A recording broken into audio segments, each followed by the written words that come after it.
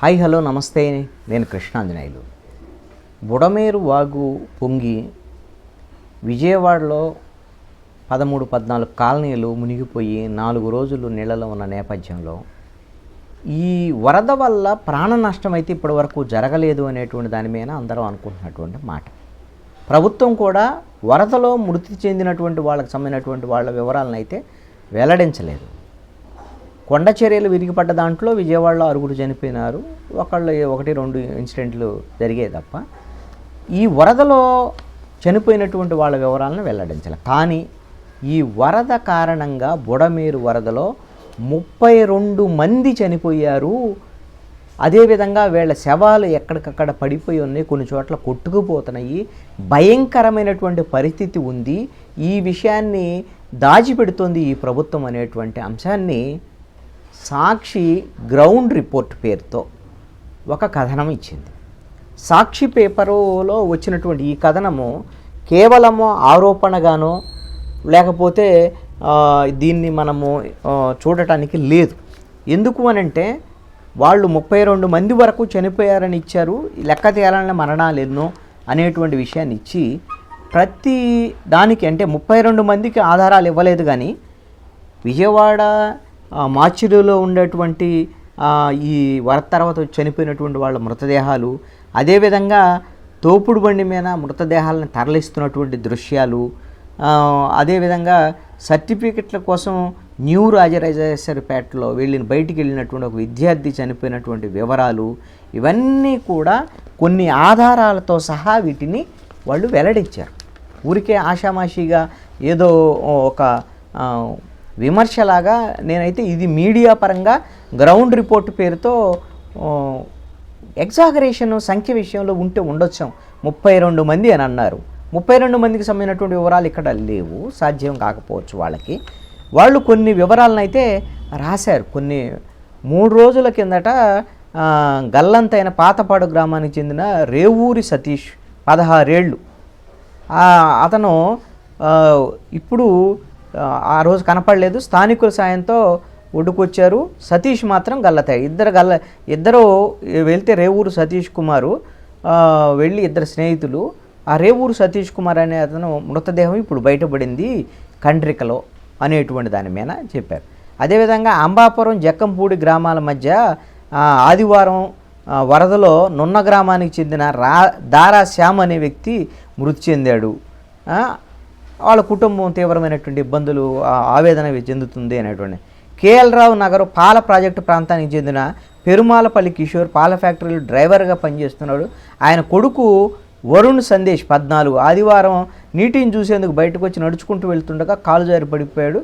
ఆ వరుణ్ని రక్షించేందుకు స్థానికులు ప్రయత్నించారు, కానీ ఆ తర్వాత కోస్టల్ స్కూల్ వద్ద బాలుడు మృతదేహాన్ని గుర్తించారు. అదేవిధంగా వైఎస్ఆర్ కాలనీకి చెందిన బాలినేని కృష్ణారెడ్డి గాయత్రిలుగా 6 సంతానము వరద నీటిలో ముంచెత్తడంతో వాళ్ళు ఇంటిపైకి వెళ్ళారు. చిన్న కుమార్తె 6 ఏళ్ళు ఇంటి ముందు ఆడుకుంటూ వరద నీటిలో పడిపోయింది.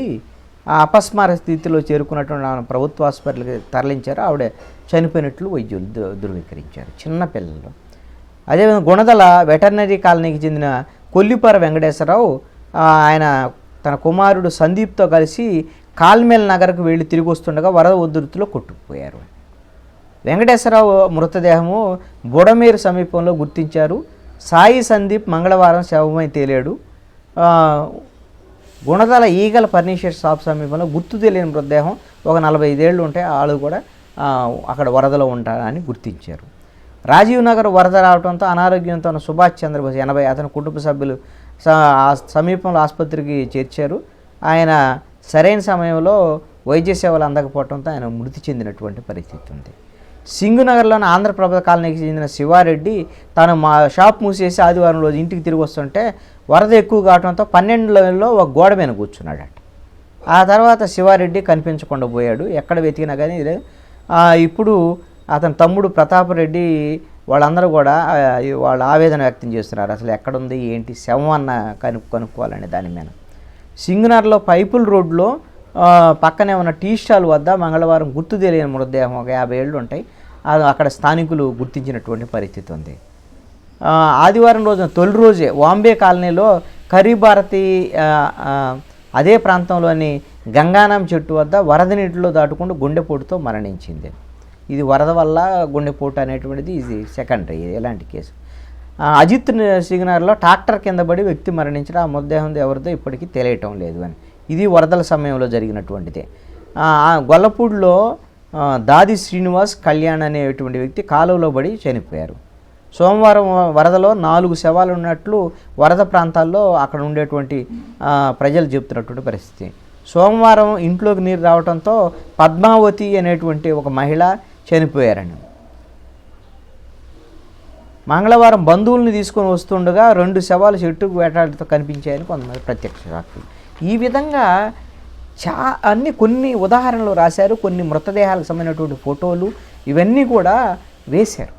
చిన్నపిల్లలు, వృద్ధులు చనిపోయినటువంటి ఇవన్నీ కూడా ఘటనలో ఇవన్నీ కూడా ఈ విధంగా చనిపోయినటువంటి వాళ్ళ మృతదేహాలు పక్కనే, ఆ మృతదేహాలు అక్కడే ఉంటే వాటి మధ్య 4 రోజులుగా వరద నీటిలో వాళ్ళందరూ ఉండటం అని అంటే ఏ విధమైన అసలు వాళ్ళ మనసు ఎంత కకావికలం అయిపోతుంది. ఇప్పుడు చనిపోయినటువంటి వాళ్ళు ఎంత సంఖ్య అని 32, 30 ఇవన్నీ సెకండరీ. అది సాక్షి వాళ్ళు బయట పెట్టారా, లేకపోతే ఇది వైఎస్ఆర్ కాంగ్రెస్ పార్టీ కుట్రలా, ఇవన్నీ కాదు. చనిపోయినటువంటి వాళ్ళకి కనీసమైనటువంటి దహన సంస్కారాలు, వాళ్ళకి మర్యాదలతో ఆ మృతదేహాలకు దహన సంస్కారాలు జరిపించేటువంటి పరిస్థితి అన్నా ఉండాలి ప్రభుత్వం వైపు నుంచి. అదేవిధంగా మరి ఈ రోజుకు మొత్తం ఆ వరద నీరు పోతుందా లేదా, అసలు ఇంకా ఎన్ని మృతదేహాలు అసలు బయటపడితే ఏంటి అనేటువంటి ఆందోళన కూడా ఈ రోజున ప్రజల్లో వ్యక్తమవుతుంది. కొంతమంది కనిపించకుండా పోయారు, వాళ్ళ ఆచూకీ లేదు అనేటువంటి దాని మీద. ఈ విషయంలో ప్రభుత్వము ఇంకా ప్రాణ నష్టం జరగకుండా, జరిగినటువంటి నష్టాన్ని ఇప్పుడు వాళ్ళు వెనక్కి తీసుకురాలేరు. ఈ అంశాన్ని రాజకీయపరమైనటువంటి విమర్శగా తీసుకోకుండా ఇంకా ప్రాణ నష్టం జరగకుండా ఆంధ్రప్రదేశ్ ప్రభుత్వం చర్యలు తీసుకోవాల్సినటువంటి అవసరం అయితే మాత్రం ఖచ్చితంగా ఉంది. ఇది ఒక హృదయ విదారమైనటువంటి పరిస్థితిని తలపించేటువంటి విధంగా ఈ రోజున విజయవాడ పరిస్థితి ఉంది. చాలా బాధాకరమైనటువంటి పరిస్థితులు అయితే మాత్రం కనపడుతున్నాయి.